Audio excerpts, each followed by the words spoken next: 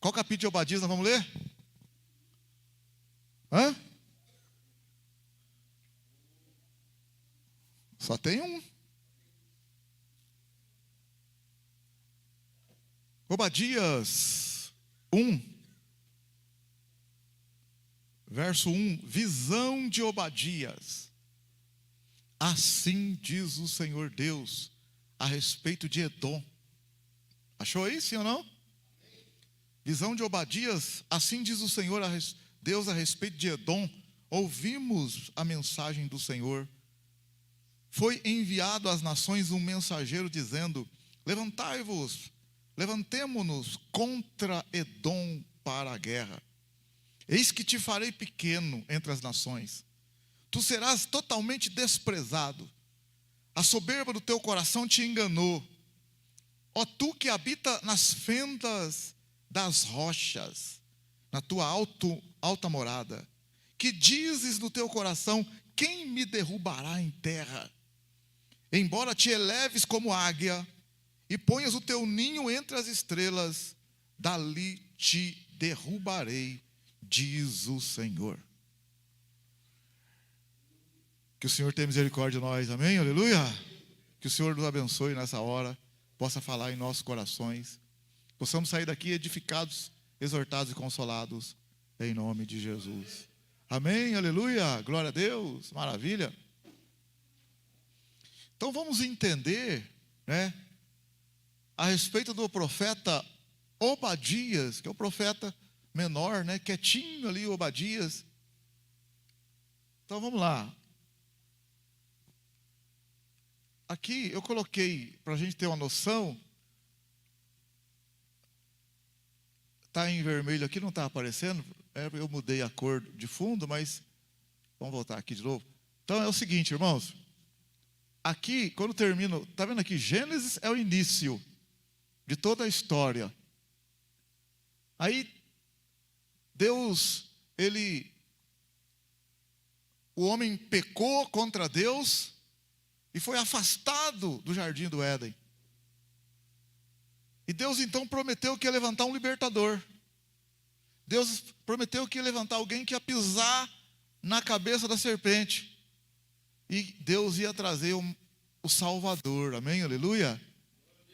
Então, a Bíblia inteira, ela aponta para Cristo. A beleza, a grandeza, a magnitude, a excelência do Senhor Jesus é demonstrado em cada livro da Bíblia também. Cada aspecto, né, característica do Senhor. A Bíblia só existe por causa do Senhor Jesus. Se não fosse o Senhor Jesus, não teria Bíblia. Eu parava ali no capítulo 2 de Gênesis, e Deus falava assim: vamos acabar com tudo e vamos mexer com nada de salvação, não. Vamos ter plano de salvação, coisa nenhuma. O homem pecou, que se lasque. O destino é o inferno. No Gênesis 3, ali, pecou, então o destino é o inferno. Mas Deus então, no Gênesis 3,15 promete: da semente da mulher vou levantar alguém que vai ser ferido, mas ele vai pisar na cabeça do diabo e vai tomar de volta aquilo que pertence ao homem. Então, nós temos aí, depois tem o dilúvio, depois tem a chamada de Abraão. É interessante você entender que o Adão e Eva se afastaram da presença de Deus, e todos nós nascemos descendentes de Adão, afastados da presença de Deus, mortos espiritualmente, perdidos. Romanos 3,23, todos pecaram e afastados, destituídos estão da glória de Deus. Então não tinha gente, já estava perdido. Eu fico assim pensando: rapaz, Deus é muito bom, muito bom. Porque já tu acha: mas está acontecendo tanta desgraça no mundo, tanta coisa ruim, onde está Deus? Onde está Deus? Onde está Deus? Glória a Deus! Glória a Deus! Para a gente estar vivendo ainda, por mais difícil que esteja, porque não era nem para estar aqui, não era nem para ter nascido, não era nem para ter essa oportunidade. Não era nem para ter um caminho de volta, não era nem para ter um Salvador. Era para a gente estar perdido eternamente. Então a gente tem que, apesar das dificuldades por aí, na vida de cada um, meu irmão, a gente vai chegar lá na glória, a gente vai ficar assim, rapaz, obrigado, Senhor. A gente não merece nada, irmão. Não merece, não faz nada por merecer, e nem que faça, não seria o suficiente. O Senhor estendeu a mão para nós, amém? Aleluia. Éramos sem graça, desgraçados. Desgraçado, não entenda mal, não é sem graça. Abandonados, largados. Né? Era para a gente estar assim, mas o Senhor, né, estendeu a mão para nós. Amém, aleluia. Então quando Adão e Eva foram expulsos do jardim, meu irmão, sabe, o Senhor proveu um meio de salvação. Porque o homem por si só não tem como. Não tem como, não tinha como. E ali multiplicou as pessoas. E a descendência de Caim, um dos filhos de Adão, se afastou da presença de Deus. Aquele grupo de pessoas se afastaram da presença de Deus. Está escrito na Bíblia, no Gênesis, capítulo 4. E saiu Caim da presença do Senhor. Está bem claro lá. Olha lá para você ver. Você acha que eu estou exagerando? Gênesis 4. Olha aí. Gênesis 4, verso 16. Quando Caim matou Abel e Deus foi falar com ele. Gênesis 4, 16. Está escrito. Olha aí. O que está escrito aí? Você que está acompanhando. Gênesis 4, 16. O que está escrito?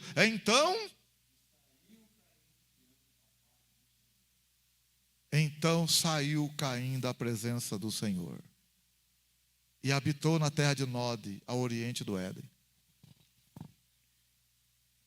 Aí não pensa, conheceu Caim a sua mulher. Ele teve intimidade com a sua mulher. Ele já foi com a mulher, viu, irmão? Não pensa que aqui, como é que Caim conheceu a mulher? Caim já estava com a mulher, já. Quando Deus está contando a história de Caim e Abel, mas Adão e Eva teve filhos e filhas.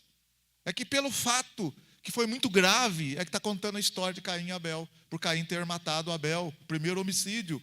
Mas já tinha mais gente na terra, ali, descendentes de Adão e Eva. Tanto é que em Gênesis capítulo 5, no Gênesis capítulo 5, no verso 4, está escrito: foram os dias de Adão, depois que gerou 800 anos, e gerou filhos e filhas.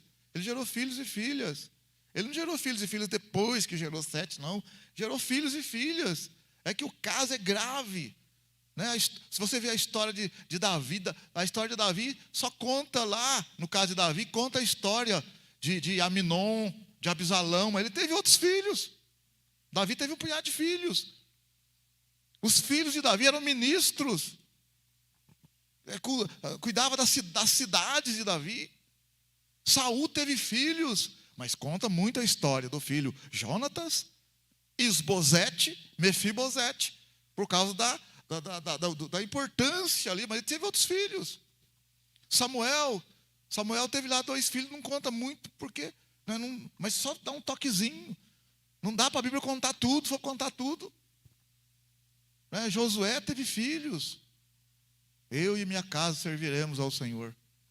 Mas nem conta, porque não teve ali uma coisa assim muito forte para falar dos filhos. Então, o Sete que veio substituir o Abel, andaram, o Sete, a descendência de Caim.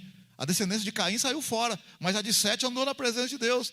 Mas com o passar dos anos, a descendência de Sete se misturou com a descendência de Caim e o pecado alastrou na terra. Por isso que veio o dilúvio. Veio o dilúvio, acabou com tudo. Mas Noé foi achado justo. A família de Noé estava firme. Deus sempre terá um remanescente. Deus sempre terá alguém fiel a Ele no meio dos infiéis. Há um grupão infiel, mas sempre tem alguém fiel. Sempre tem alguém que tem temor a Deus. Larga a mão disso, vamos curtir. Não, a maioria está curtindo, mas sempre tem alguém firme. Sodoma e Gomorra, todo mundo está bagunçando. Mas tem um rapaz chamado Ló, não é o melhor da turma, mas ele tem temor a Deus. Aleluia, glória a Deus. Então quando veio o dilúvio, sobrou lá Noé, a família. Depois passou o dilúvio, cresceu novamente. O povo estava servindo a Deus no começo. Depois bagunçou tudo de novo. O pecado entrou ali na vida de cada um. Aí veio a Torre de Babel, todo mundo não queria saber de Deus. Aí Deus esparramou o povo, cada um foi para um lado. Foi de onde originou as nações. As nações se originaram a partir do capítulo 10 de Gênesis, capítulo 11. Capítulo 11 vem antes do capítulo 10 de Gênesis. Você fala, rapaz, que doideira. Capítulo 11 de Gênesis vem antes do capítulo 10, verso 4 do Gênesis. Tá? Então, espatifou ali de novo, esparramou os povos que saíram, grupos que saíram da Torre de Babel e formaram as nações. E as nações não queriam saber de Deus. Aí Deus então chamou um homem, Abraão, fez uma aliança com ele e ele topou. Ele aceitou a aliança. E Deus então formou uma nação. Então agora Deus tem um povo na terra. E esse povo tem um Deus, o Deus Todo-Poderoso. Então é a partir desse povo que a obra vai ser feita na terra. E Deus tem promessa de trazer o Senhor, um Salvador. Vai vir por meio desse povo de Israel, no qual ele tem uma aliança. Deus não vai entrar na terra de qualquer forma. Deus não invade a terra. A terra ele deu para o homem. Então, para Deus vir na terra e fazer qualquer coisa na terra, tem que ter aliança com alguém e que diga, pode fazer, Senhor. Pode vir, Senhor. Deus deu a terra para o homem entregou na mão do capeta. Jesus veio e tomou do capeta de novo. Jesus como homem, não como Deus. Há um homem assentado à direita de Deus Pai, intercede por nós. E ele diz lá que somos mais do que vencedores. Nele somos mais do que vencedores. Então, meu irmão, apesar de tantas lutas que você está passando aí, dificuldades aí, amanhã eu tenho que fazer isso, depois da manhã, irmão, deixa a coisa rolar, não preocupa não. Faça o que dá para fazer, o que não dá, fazer o quê, ué? O que vai fazer? Eu precisava, eu também precisava. Tem coisa que não dá. Lança sobre o Senhor e toca o barco. Vamos fazer o que dá. Glorificar, adorar o Senhor. Quando o Senhor então levantou a nação de Israel, Deus fez uma aliança com aquele povo. Por isso que no Antigo Testamento você vê falar de Israel o tempo inteiro.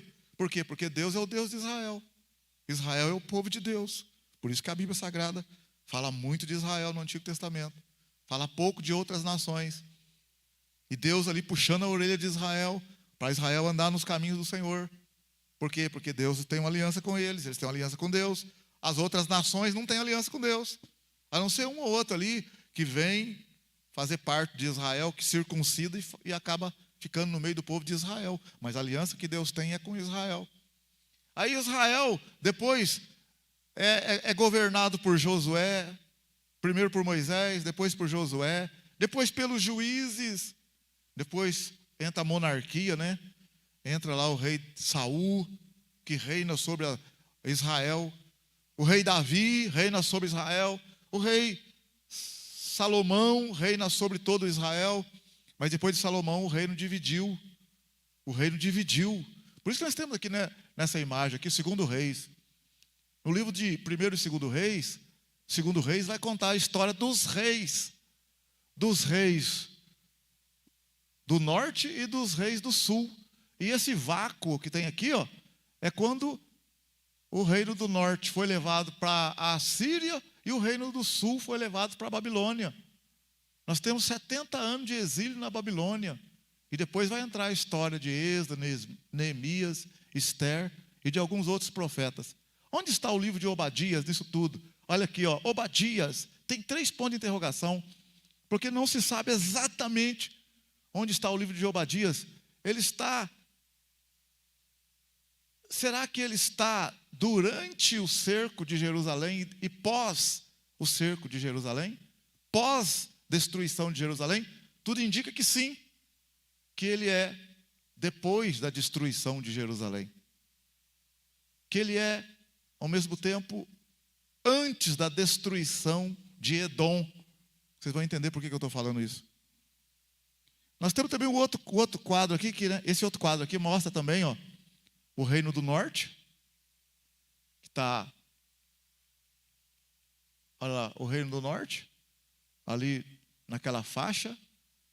Israel ao norte foi levado para a Síria no ano 721, 722.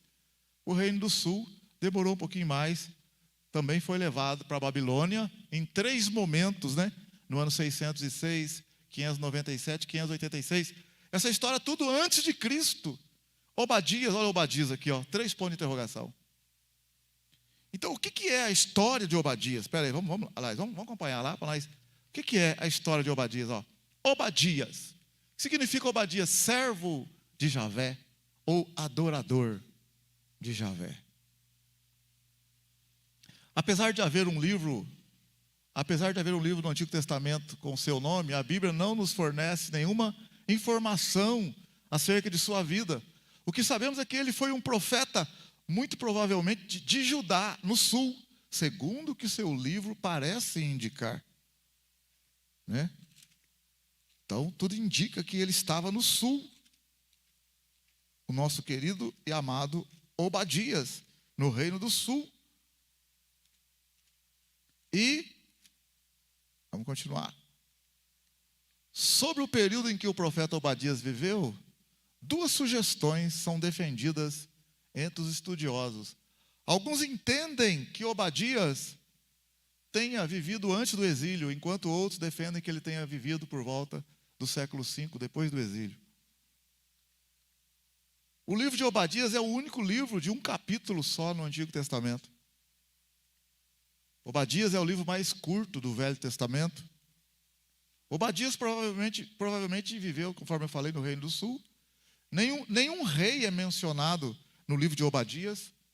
Qual que é o propósito? Agora aqui, vamos lá. Qual que é o objetivo? Qual que é o propósito do livro de Obadias? É importante você prestar atenção, porque é difícil estudar o livro de Obadias. A gente passa batido. Não, às vezes lê também não entende nada. Fala, já li já. Você entendeu? Ah, não sei que eu li. Eu não entendi nada, mas eu li. Então, Obadias é uma palavra que diz respeito ao julgamento de Deus contra Edom. Ó, o livro é um julgamento de Deus, uma palavra de Deus contra Edom. Você vai, mas tá, Edom, tá. E aí? Edom. Primeiramente, temos Edom, é descendentes de Esaú, que era o filho mais velho de Isaac e Rebeca, com Jacó. Jacó era o ancestral, né, de Israel, que incluía Judá, o reino do sul, que era onde Jerusalém estava situado. Ele está falando assim, ó, Jacó deu origem a Israel. Então, Isaac casou com Rebeca. Tiveram 2 filhos, gêmeos, Jacó e Esaú. Jacó mudou o nome dele para Israel. Então, quando eu falo Israel no norte, Judá no sul, tudo é Jacó. Tudo é Jacó. Agora, e o Esaú? Esaú é a Edom. Edom é Esaú. Os descendentes de Esaú, irmão de Jacó. Então vamos ver o que está acontecendo com esses irmãos, ó. Eles começaram a brigar desde o ventre. No ventre de Rebeca, já estava tendo a briga. Quando eles nascem, o Esaú nasceu primeiro. Tinha direito à primogenitura, mas ele desprezou a primogenitura. E o Jacó pegou ela. E o Esaú queria matar o Jacó. O Jacó fugiu, ficou 20 anos fora. Depois Jacó voltou, fizeram as pazes. Mas o Jacó, que virou Israel, era poderoso, mas o Esaú também era poderoso. Tinha muita gente. E o Jacó e Esaú não ficaram morando juntos nas mesmas terras. Vamos lá. A capital de Edom durante os dias de Israel era Selá, situada no extremo sul, tal. Então, aqui eu coloquei só uma imagem aqui para você ter uma noção.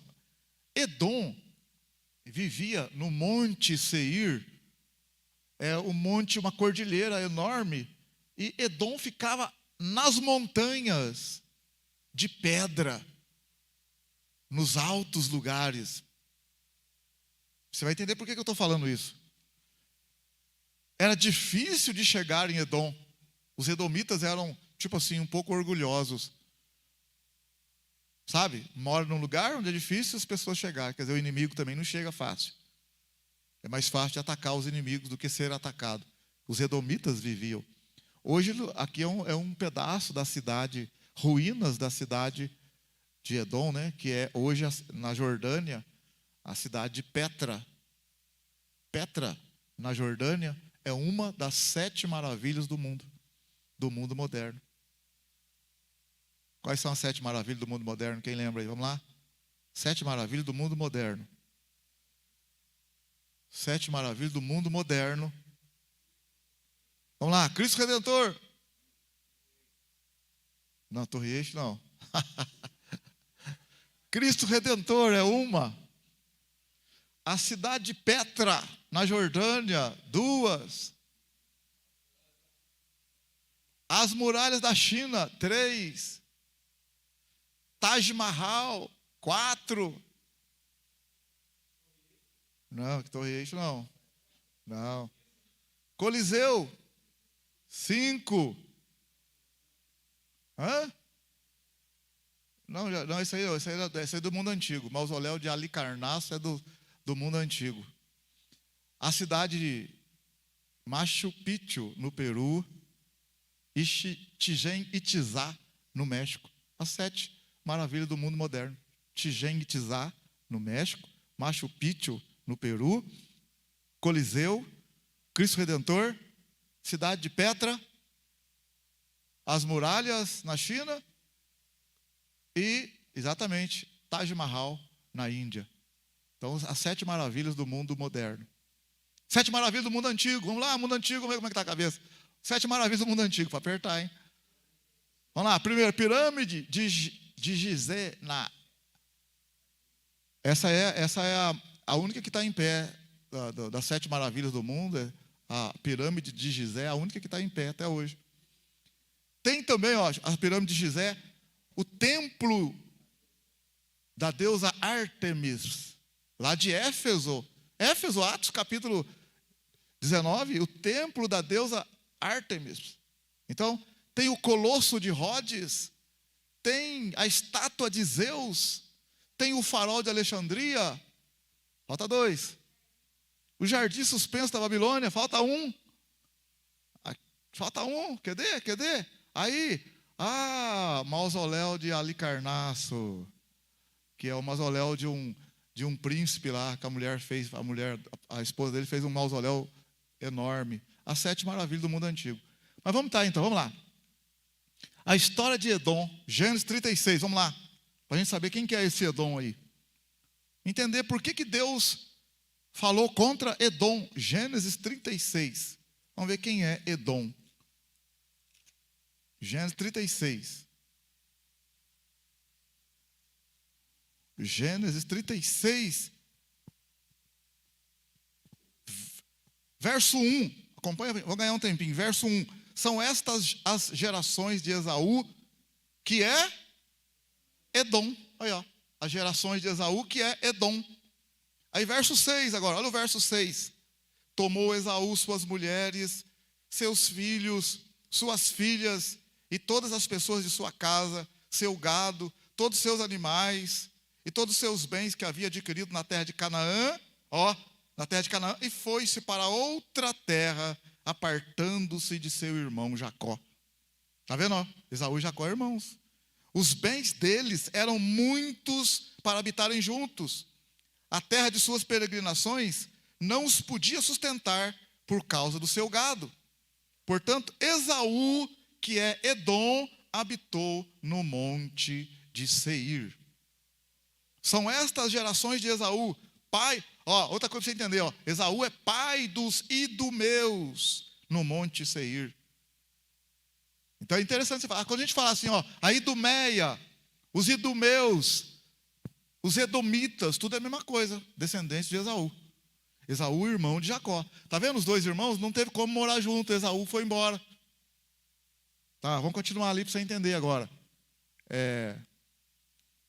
Olha aqui, quando Jacó, Israel, saiu do Egito, isso é interessante, gente, quem então foi escravizado no Egito? Foi a descendência de Jacó. Edom não. Esaú não. Os descendentes de Esaú estão morando no Monte Seir, tranquilos. Quem é que foi escravizado? Foi Jacó. Foi os descendentes de Jacó, foi Israel. Quando Moisés vai e tira o povo de Israel do Egito, que eles vão sair, atravessar o mar, atravessando o deserto. Em Números capítulo 20, olha comigo lá, Números capítulo 20 agora. Números 20.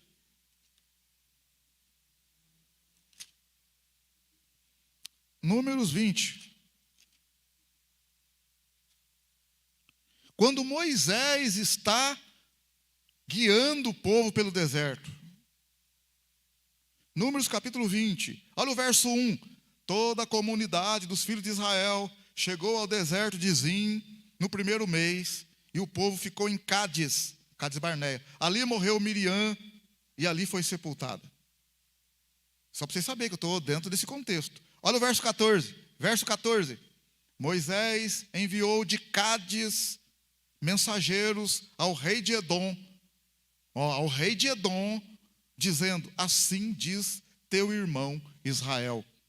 Sabes todo o trabalho que nos sobreveio, como nossos pais desceram ao Egito e vivemos lá muitos anos. Os egípcios nos maltrataram a nós e a nossos pais. Mas quando clamamos ao Senhor, Ele ouviu a nossa voz, enviou um anjo e nos tirou do Egito. Agora estamos em Cádiz, cidade na extremidade dos teus territórios. Olha o que Moisés vai falar para os edomitas, verso 17, que é irmão dele. Deixa-nos passar pela sua terra. Moisés está com muita gente. Não passaremos por nenhuma plantação ou vinhas, nem beberemos a água dos poços. Seguiremos pela estrada real, sem nos desviarmos nem para a direita, nem para a esquerda, até que atravessemos os teus termos. Respondeu-lhes Edom: não passarás por mim, do contrário sairei com a espada ao teu encontro. Disseram-lhe os filhos de Israel: iremos pelo caminho principal. Se nós ou nosso gado beberdes da tua água, pagaremos por ela. Nada mais queremos, senão passar a pé. Outra vez respondeu Edom: não passarás. Então Edom saiu contra eles com muita gente e grande força.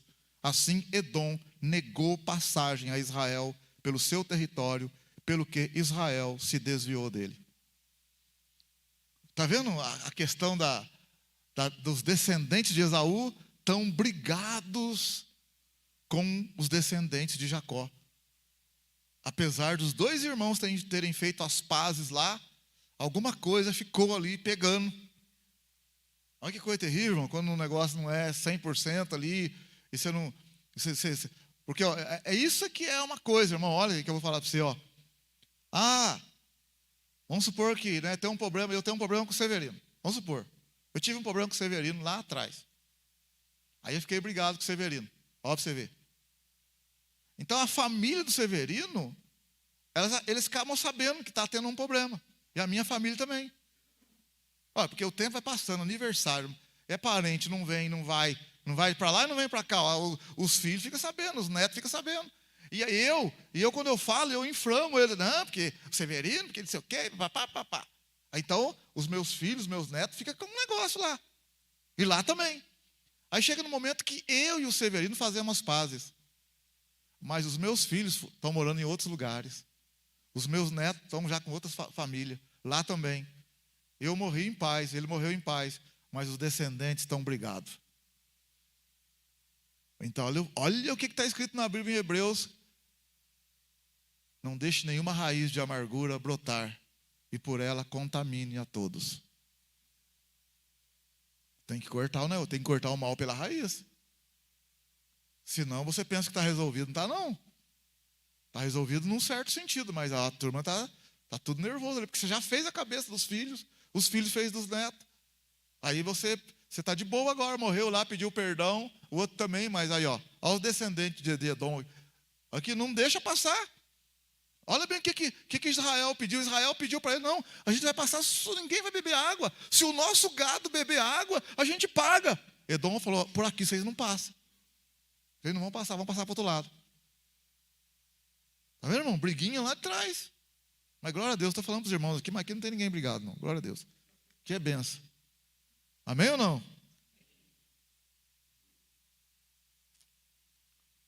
uma época em que Edom havia participado com outros na pilhagem de Jerusalém. O Salmo 137 já vai mostrar, o Salmo 137, o povo, os judeus em Jerusalém, já estavam no exílio na Babilônia. Jerusalém já tinha sido destruída. Olha o que está escrito lá. O que os judeus lá na Babilônia, eles falam no Salmo 137. Então, estou dando um pulo aqui para você entender. Ó. O Salmo 137, os judeus já estão na Babilônia, já foram levados por Nabucodonosor e a cidade foi destruída. Olha o Salmo 137, ó, verso 1. Junto aos rios de Babilônia, nos assentamos e choramos, lembrando de Sião. Nos salgueiros que há no meio dela, penduramos as nossas harpas, pois aqueles que nos levaram cativos nos pediam canções, e os que nos atormentavam, que os alegrássemos, dizendo, cantai-nos um dos cânticos de Sião. Como, porém, entoaremos o cântico do Senhor em terra estranha? Se eu me esquecer de ti, ó Jerusalém, que a minha mão direita perca a destreza, que se me apegue a língua ao paladar, se não me lembrar de ti, se não preferir Jerusalém, a minha maior alegria. Lembra-te, ó Senhor, do que fizeram os filhos de Edom. Ó, lembra-te, ó Senhor, do que fizeram os filhos de Edom no dia da queda de Jerusalém. Eles diziam, arrasai-a, arrasai-a até os seus alicerces. Ó filha de Babilônia, condenada à destruição, feliz aquele que te retribuir pelo que nos fizeste. Feliz aquele que pegar em teus filhos e despedaçar nas pedras. Então, isso aqui que os irmãos estão fazendo, essa canção lá, orando na Babilônia, é isso que eles estão descarregando diante de Deus. Senhor, olha, lembra-te no verso 7, lembra do que os edomitas fizeram quando nós fomos atacados por Babilônia.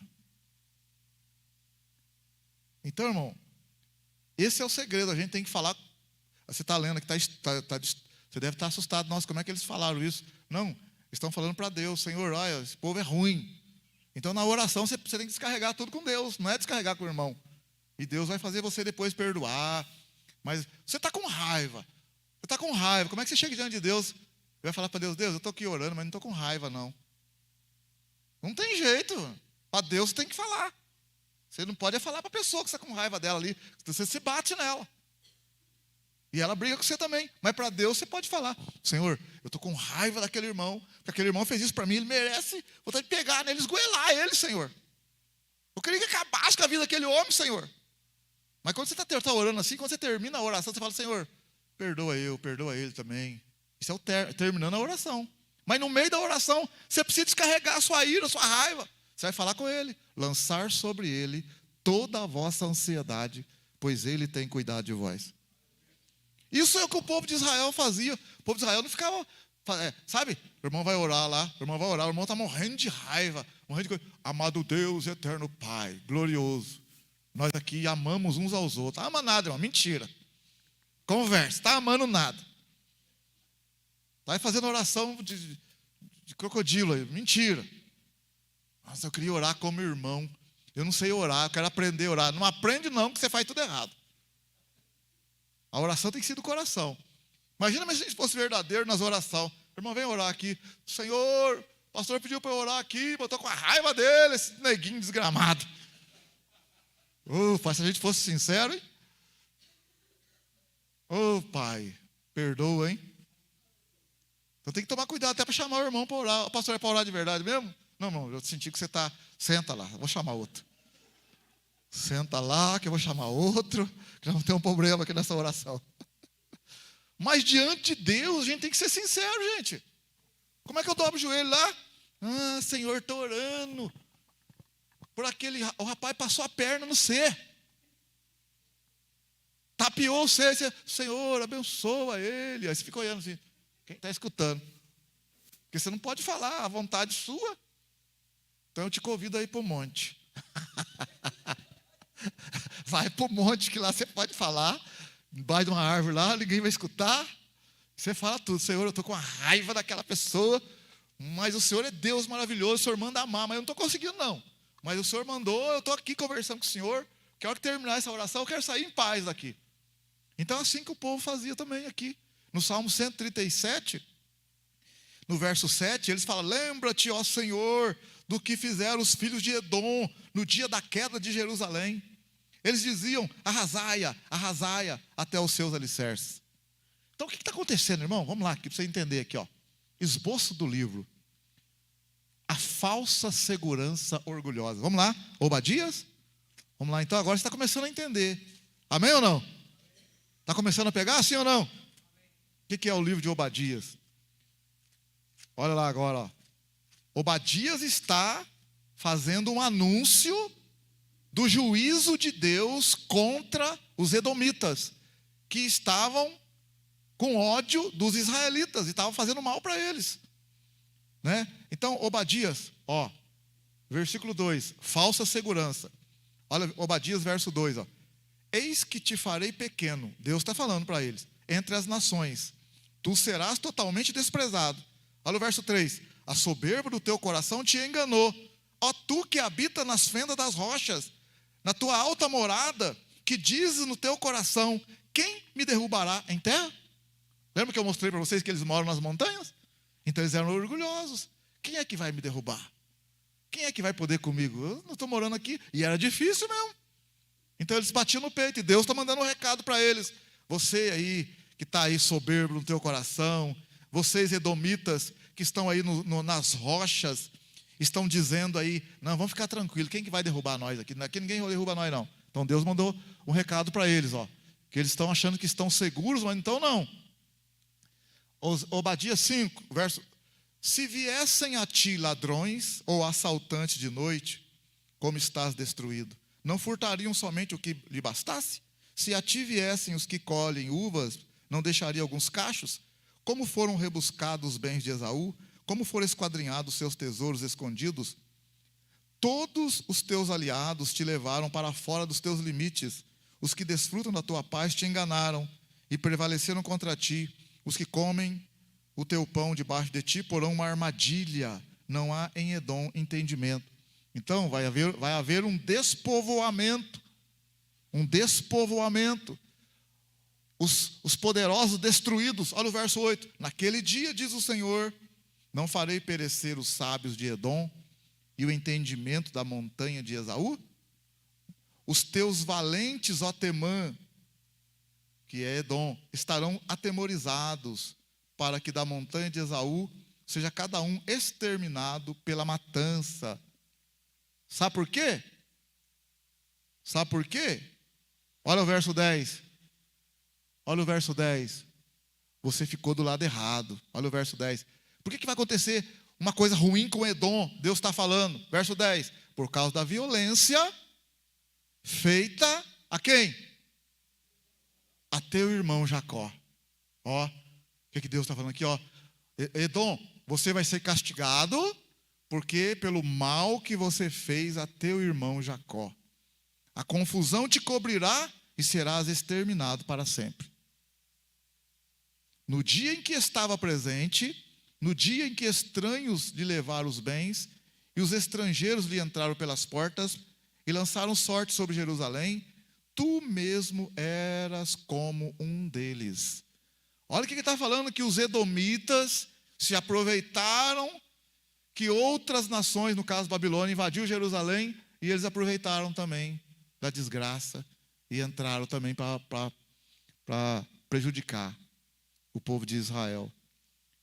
Ficou encantado ao ver Jacó ser saqueado. Verso 12, olha o verso 12. Tu, porém, não devias olhar com prazer para o dia da desgraça do teu irmão.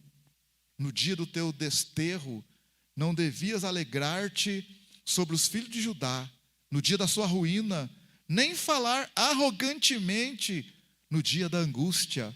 Olha, irmão, o que Deus está falando aqui. Os edomitas se alegraram com a desgraça do outro. E Deus está falando, você não devia fazer isso. Se alegrar com a desgraça do outro. Aí, meu irmão, escuta bem o que eu vou te falar aqui agora. Eles estavam se alegrando com a desgraça do povo de Deus, que é o povo de Israel e o povo de de Judá. Aí se você olhar um pouquinho no Gênesis capítulo 12, olha o que Deus falou para Abraão, ó. Eu vou levantar você, Abraão, você vai ser uma nação grande, a sua descendência será poderosa. Olha o que Deus falou para Abraão. Abençoarei os que te abençoarem e amaldiçoarei os que te amaldiçoarem. O que está acontecendo com Edom aqui? Edom negou passagem para Israel. Edom endureceu o coração. Edom está se alegrando com a destruição de Israel. O que vai cumprir em Edom? O que Deus disse em Gênesis 12. Amaldiçoarei os que te amaldiçoarem. Por isso, irmão, que ele fala no Romanos 12 lá, para a gente não vingar nada. O cara tiver com ódio de você, com raiva de você, para você abençoar e perdoar. Sabe por quê? Porque Deus disse, minha é a vingança, eu retribuirei, diz o Senhor.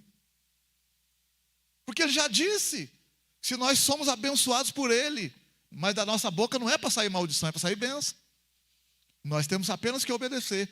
Ele conhece o propósito dos corações, Ele sabe o que realmente cada um merece. Se merece e o que cada um merece. Na proporção certa, Deus sabe, a gente não sabe.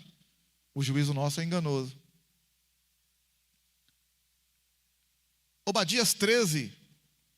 Não devias entrar pela porta do meu povo no dia da sua calamidade, nem devias olhar com prazer, não devias olhar com prazer para o seu mal no dia da sua calamidade, nem estender as tuas mãos contra o seu exército no dia da sua calamidade. Está vendo? Olha o verso 14. Não devias parar nas encruzilhadas para exterminar os que escapassem. Sabe quando escapou alguém, Nabucodonosor veio, invadiu Jerusalém e prendeu uma turma, mas teve 2 que escapou por um canto. Estava saindo tranquilo ali. Mas os edomitas prenderam e mataram os 2 que estavam escapando. Aí olha aqui, verso 14. Não devias parar nas encruzilhadas para exterminar os que escapassem. Eles poderiam até morrer por mão de outro, mas por mão do irmão, do próprio irmão, não podia. Então eu falo para você aqui, não fica desejando o mal daquela pessoa que te fez mal, não, que isso não agrada o coração de Deus, viu? Não, pastor, nada a ver, não. Eu quero que se dane. Talvez por isso que as coisas não estão indo bem para você também. Talvez por isso que as coisas não estão andando bem para o seu lado. Sabe que você não está torcendo para o fulano dar errado lá? Para dar zebra lá? Aí no verso 15 em diante, haverá mudanças. Olha o verso 15, vai haver mudanças. O dia do Senhor está perto sobre todas as nações. Como tu fizeste, o que aconteceu aí? Termina o versículo. Como tu fizeste, assim se fará contigo. A tua maldição cairá sobre a tua cabeça. Olha, irmão, faz o mal para o outro e Deus está falando, vai cair na tua cabeça. Como vós bebeste no meu santo monte, assim beberão de contínuo todas as nações. Beberão sem cessar até o fim, e serão como se nunca tivesse existido. No monte de Sião, porém, aí está falando de Jerusalém agora. Do monte de Sião, porém, haverá livramento, ele será santo, e os da casa de Jacó possuirão as suas heranças. Ele está falando, Israel está indo para o exílio, mas ele vai voltar, ele vai possuir tudo de novo. Amém ou não? Ele voltou mesmo. A casa de Jacó será fogo, e a casa de José chama, a casa de Esaú palha. Olha o que Deus, olha o vocabulário que Deus usa. Vocês estão zombando de Israel agora, de Jacó agora, mas verso 18, a casa de Jacó será fogo, a casa de José chama, mas Esaú, você vai ser palha, e aqueles se acenderão contra eles e os consumirão. Não haverá sobrevivente da casa de Esaú, o Senhor o disse. Os do Neguebe possuirão os montes de Esaú, e os das planícies, os filisteus, possuirão também os campos de Efraim e Samaria, e Benjamim possuirá Gileade. Os cativos do exército dos filhos de Israel, que estão em Canaã, possuirão até Sarepta. Os cativos de Jerusalém, que estão em Sefarade, possuirão as cidades do Neguebe, subirão salvadores ao monte de Sião para julgarem as montanhas de Esaú, e o reino será do Senhor. Glória a Deus. Então, meu querido, esse é o livro capítulo 1, é o livro de Obadias. Obadias está falando do mal que vem sobre os edomitas por terem odiado, por terem desejado mal por irmão Jacó, os descendentes de Jacó. É engraçado quando a gente olha lá no Ezequiel 35, olha, Ezequiel 35, agora comigo para você ver, ó. O Ezequiel 35, ele também faz uma profecia contra Edom.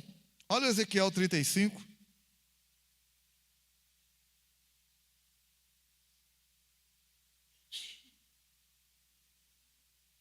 Está na mão Ezequiel 35? Verso 1.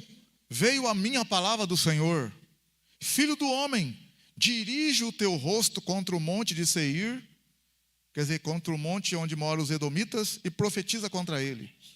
Dize-lhes, assim diz o Senhor Deus: eu estou contra ti, ó monte Seir, e estenderei a minha mão contra ti, e te porei em desolação e espanto. As tuas cidades porém em solidão, e tu te tornarás em desolação, então saberás que eu sou o Senhor. Porque guardaste inimizade para sempre, e abandonaste os filhos de Israel à violência da espada no tempo da extrema iniquidade.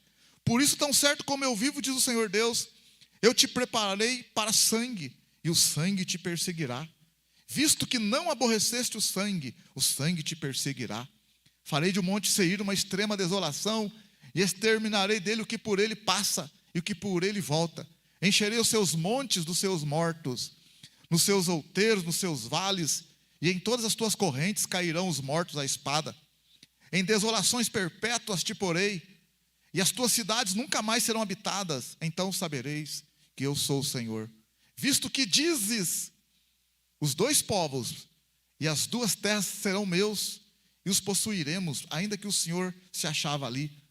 Por isso, tão certo como eu vivo, diz o Senhor Deus, procederei conforme a tua ira e conforme a tua inveja, de que usaste no teu ódio contra eles, e serei conhecido deles quando te julgar. Está vendo? Com ódio, com raiva de Jacó.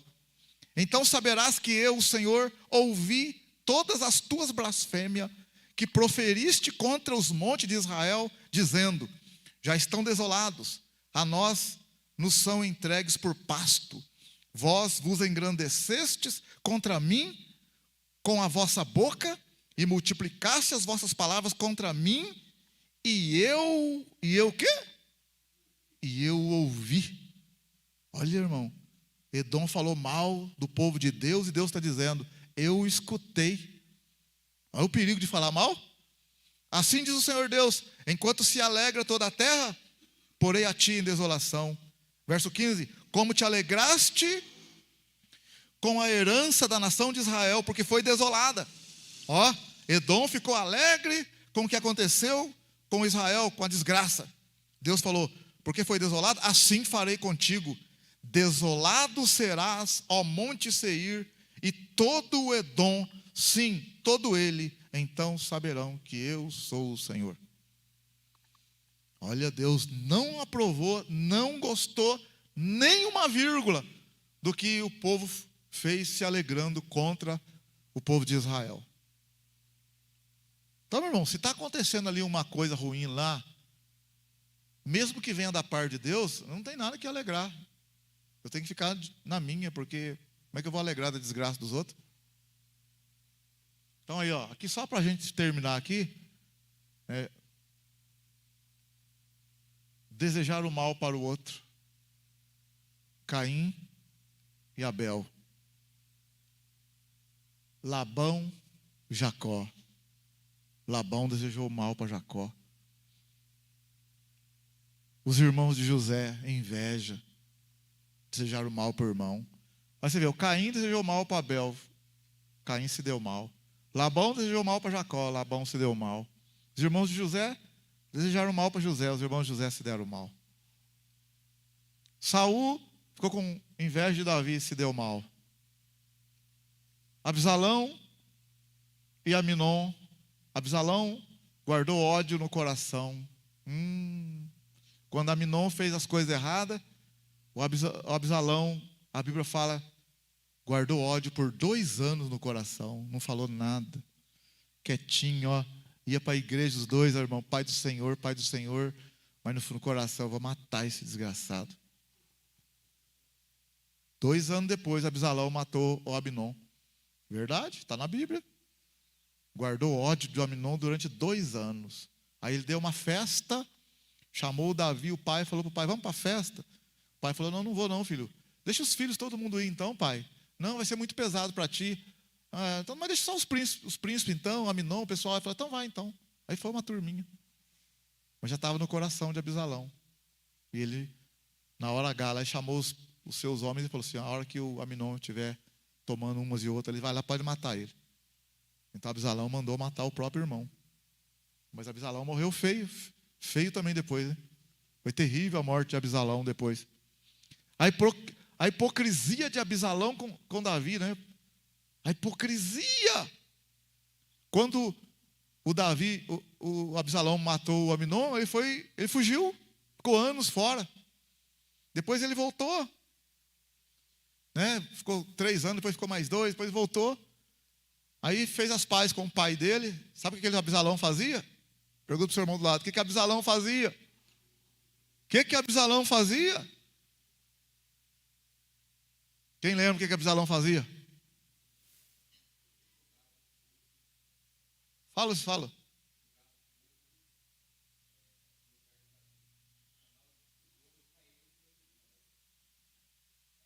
Isso mesmo, mais ou menos. Fala, velhinho lá está querendo falar. Fala, velho.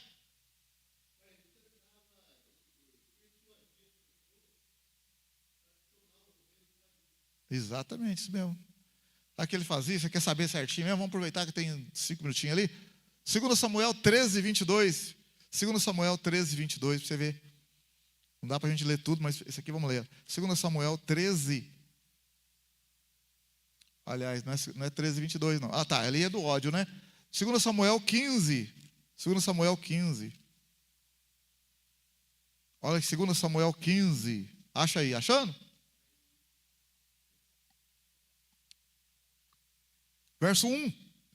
Depois disso, Absalão fez aparelhar para si um carro e cavalos, 50 homens que corressem adiante dele. Levantando-se Absalão pela manhã, parava ao lado do caminho da porta. E todo homem que tinha alguma demanda para vir ao rei, a juízo, o cara ia conversar com Davi, né, que era o rei. Absalão chamava esse homem a si, e Absalão falava assim, de que cidade você é?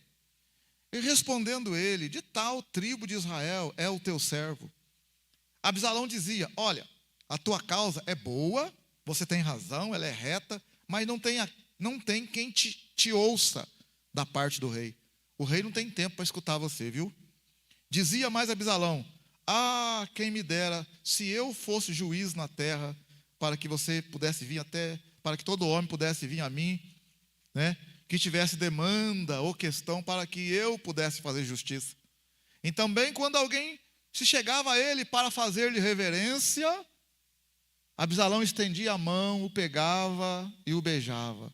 Dessa maneira fazia Absalão a todo Israel que vinha ao rei para juízo, e assim furtava Absalão o coração dos homens de Israel.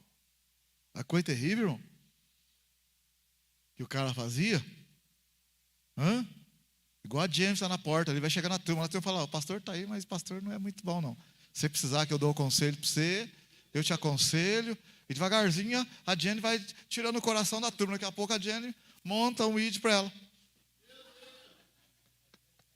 Furtou o coração da turma. Mas o Absalão se deu muito mal, hein? Absalão se deu mal. Foi terrível a morte dele também. Esse outro cara, Simei e Davi. Não sei falar não, mas quem lembra da história? Simei e Davi. Simei e Davi, vamos ver. 1, 2, 3. 4, 5.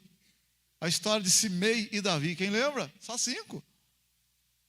5 pessoas lembraram a história de Simei e Davi. Quando Davi estava fugindo de Absalão com seus homens,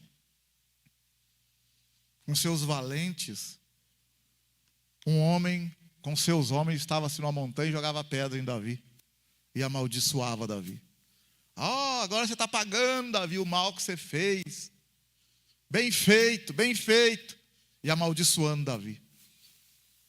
Olha o coração de Davi, irmão. Davi indo ali chorando, seus valentes do lado, e o cara jogando pedra e amaldiçoando ele. Um dos valentes de Davi falou para Davi assim: meu senhor, dá uma ordem, eu trago a cabeça dele agora aqui.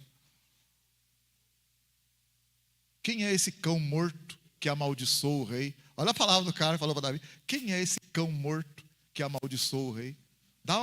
Libera que eu vou lá. O cara matou 300. O valente de Davi matou 300. O outro entrou numa cova, tirou um leão da cova, num tempo de geada, matou o leão e dormiu no lugar do leão. Olha os valentes que andavam com Davi. Aí o cara está amaldiçoando Davi lá, e ele falou para Davi: senhor, dá ordem, eu trago a cabeça desse cão morto. Davi falou: não. Sabe o que Davi respondeu?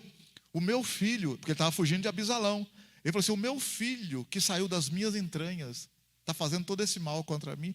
Deixa esse cara de lado. Talvez Deus mandou ele fazer isso. Mas a maldição que ele está lançando sobre mim hoje, Deus vai transformar ela em bênçãos. Isso que Davi falou. Aí você entende porque o coração de Davi é um coração mesmo?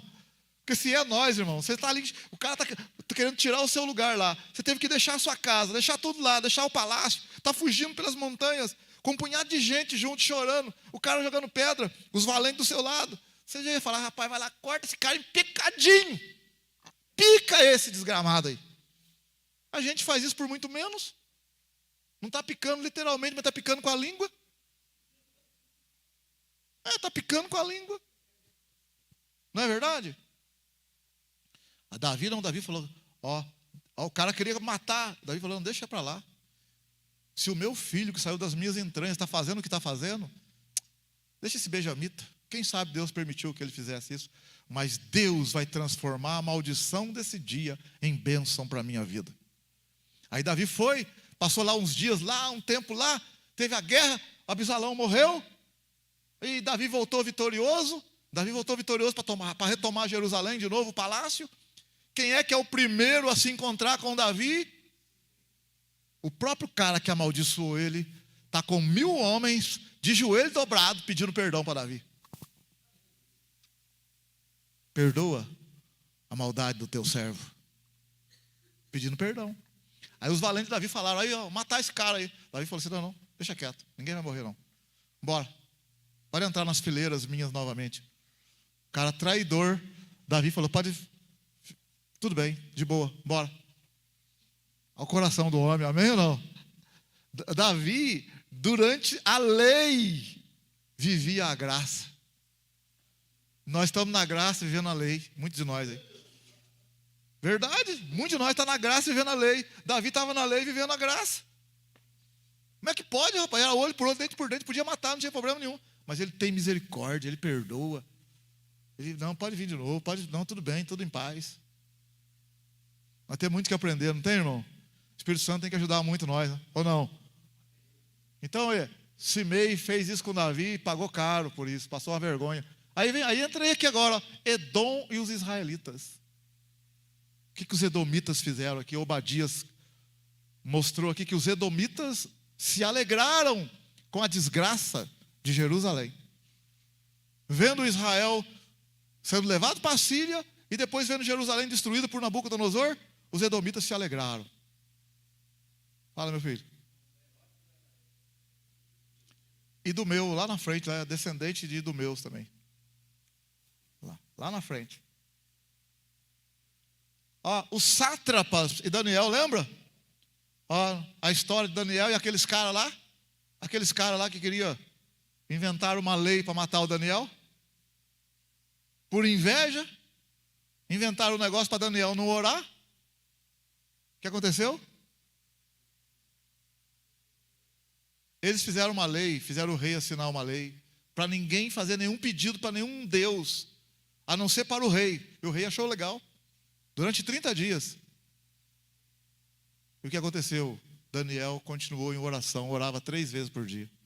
E os caras descobriram, viram Daniel orando e foram lá contar para o rei. Ô rei, o senhor não fez uma lei aí que não era para ninguém buscar a Deus, fazer oração? Sim, fiz. Então, tem um rapaz, Daniel, que está orando lá. Você pensa bem se ficar vigiando Daniel, ver se o Daniel ia orar. Tem crente que pode ficar vigiando o mês inteiro que não ora. Só ficar vigiando que não ora, não dá problema nenhum não. Se está uma turma aqui lá, nunca ia morrer, porque nunca ora. Mas Daniel morreu porque ele orava 3 vezes por dia. Aí pegaram o homem orando. Mas uma turma de crente que tivesse no lugar de Daniel não morria. Podia ficar 20 vigiando de noite, de madrugada, de dia. Mas esse cara não ora, então é difícil. Mas não é o caso dos irmãos aqui. Eles pegavam também, pegaria, amém? Amém ou não? Pegaria você orando, sim ou não? Pegaria você orando, irmã? Ô Pai, ajuda nós, tem misericórdia. E o que aconteceu com esses sátrapas? O que aconteceu com eles? Foram mortos. Ao invés de Daniel morrer na cova dos leões, quem morreu foram os sátrapas. Quando eles pegaram Daniel e jogaram na cova dos leões, selaram a boca da cova com o anel do rei para ninguém abrir a cova. E o Daniel ficou lá no meio dos leões. Colocaram uma pedra. Irmão, colocaram a pedra, vou vocês entenderem bem, ó. Se fosse nos dias de hoje, cimentar do lado da pedra, não era cimentado não, mas só para você entender. Lá era outro tipo de coisa, era semelhante a isso, ó. Não tem lugar nenhum, só tem essa entrada. Colocaram uma pedra, cimentaram em volta, e o anel do rei, cravado no cimento. Se alguém mexer na pedra, só tem o anel do rei que tem esse selo. Então, mexeu na pedra, já sabe. E ficou Daniel lá. Só que a Bíblia fala que o rei gostava de Daniel, o rei ficou ali, rapaz, na casa dele, no palácio, torcendo, né? No outro dia de madrugada, o rei, de manhãzinho, foi lá e olhou assim a pedra selada. Daniel está lá dentro. E o rei falou: Daniel, dar-se-ia o caso que o teu Deus, a quem tu continuamente serves, pudesse ter livrado você. E ele escutou lá dentro: paz do Senhor, ó rei. Amém? Ó rei, vive para sempre. O teu servo foi achado inocente diante de Deus. E o Senhor enviou um anjo e me livrou da boca dos leões, porque eu sou inocente. Aí na hora o rei já mandou tirar a pedra. E o Daniel está lá inteiro, os leões lá. Aí o Daniel saiu sem nenhum problema. Aí ele pegou aqueles caras, os sátrapas, que acusaram o Daniel com as suas famílias, jogou lá dentro. E a Bíblia fala, antes deles entrar, nem estava entrando direito, os leões já estavam lá estraçalhando e arrebentando com tudo. Por quê? Inveja. Ô, tarda inveja. Irmão, não tem inveja de ninguém, amém? Aleluia? A Bíblia fala: inveja é a podridão dos ossos. Não tenha inveja dos outros. Se você não pode ter aquilo que o cara tem, ore a Deus, fala para Deus tirar do seu coração. Porque não tem como você falar assim: não, eu não tenho inveja. Se você tem, ué. Não vem querer inventar, eu não tenho inveja, irmão. A inveja é uma obra da carne. Então você tem que orar a Deus, falar: Senhor, me dá graça, porque está despontando em mim uma inveja do meu parente, que tem um carro melhor do que o meu, e eu queria, puxa, a vida ele tem.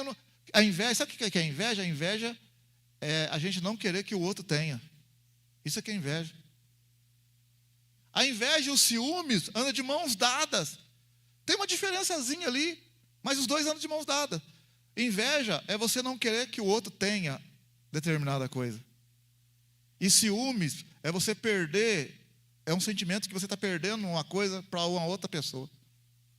Tipo assim, vamos supor, você tem um namorado, então você está perdendo, o namorado não está gostando, você está gostando do outro, então você está perdendo ele. E você está com ciúme do outro, porque você está perdendo um negócio. Isso é ciúme. Estou com ciúmes porque eu estou perdendo. A inveja é quando a pessoa tem um negócio, lá tem um cargo lá maior, subiu lá, você fala: não queria que ele tivesse aquilo.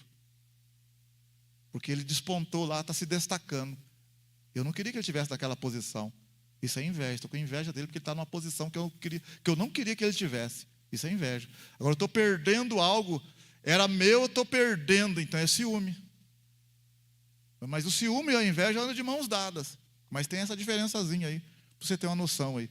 A inveja é uma questão com relação ao outro, e o ciúme é uma questão da gente perder alguma coisa. Se refere mais à perda. Então aí vem aqui os religiosos em relação ao Senhor Jesus. Por que Jesus foi preso? Por que Jesus morreu na cruz? Claro, para nos salvar. Mas ele foi levado por quem? Pelos religiosos. Por causa do quê? Por causa da inveja. Por causa da inveja. Fechando aqui, ó. Marcos 15. Pôncio Pilatos. Marcos capítulo 15. Pôncio Pilatos, quando Jesus foi levado para ele, Marcos 15, vamos ficando em pé, já verso 4, a gente vai terminando já, vamos ficando em pé, a gente vai ler aqui, já vai terminar. Ó, Marcos 15, verso 4, olha aí, ó. Então Pilatos o interrogou outra vez e falou para Jesus: você não responde nada? Veja quantas acusações te fazem. Jesus, porém, nada respondeu, de modo que Pilatos se maravilhava. Ora, era costume no dia da festa soltar um preso qualquer que o povo pedisse. Havia um chamado Barrabás, preso com rebeldes, o qual tinha cometido um homicídio na revolta. A multidão veio e começou a pedir que lhe fizesse como de costume. Perguntou Pilatos: quereis que vos solte o rei dos judeus? Agora, ele sabia que por inveja os principais sacerdotes o haviam entregado. Os principais sacerdotes, porém, incitaram a multidão no sentido de que Pilatos soltasse a Barrabás. Pilatos perguntou-lhes: que fareis, pois, com este, a que chamais rei dos judeus? E eles gritaram: crucifica-o! Pilatos, porém, lhes perguntou: por quê? Que crime cometeu ele? Mas eles gritavam cada vez mais: crucifica-o! Querendo satisfazer a multidão, Pilatos soltou Barrabás. Tendo mandado açoitar Jesus, entregou-o para ser crucificado. Então você viu aí? No verso 10, Pilatos sabia que por inveja os principais sacerdotes o haviam entregado. Mas a inveja, Provérbios fala, a inveja é a podridão dos ossos. Quem tem inveja morre logo, morre com dores, morre no sofrimento, morre de forma terrível. Então, em nome do Senhor, viu? Edom se alegrou com a desgraça de Jacó, mas foi punido. O Senhor não quer que a gente se alegre com a desgraça de ninguém. Amém? Aleluia? Abençoai e não amaldiçoai. Abençoai e não amaldiçoai. Senhor, nós entregamos nas tuas mãos. Bendito seja o teu nome. Santo, santo, santo. Digno, digno, digno de louvor e adoração. Te agradecemos, Senhor, por essa oportunidade que o Senhor nos concede. Santo, santo, pela tua palavra. Obrigado, Senhor, obrigado, Senhor. Ajuda-nos, tira toda raiva, ódio, inveja, ira, que não presta, coisa da carne. Tira dos nossos corações, ajuda, Senhor, a ter um domínio pelo poder do teu Espírito, pois o fruto do Espírito é alegria, amor, paz, benignidade, bondade, mansidão, fidelidade, domínio próprio. Ajuda-nos, Senhor, a frutificar no Espírito. Cada um aqui, em nome de Jesus, que nós possamos abençoar e não amaldiçoar. Em nome de Jesus. Uma ótima noite para os irmãos. Ótima quarta, ótima quinta-feira, ótimo final de semana aí, ótimo mês aí. E que o amor de Deus, que a graça do Senhor Jesus e a comunhão do Espírito Santo esteja com todos digam. Amém. E todos digam. Amém. Com alegria, todos digam. Amém. Cumprimente o seu irmão, a sua irmã com a paz do Senhor. Deus abençoe.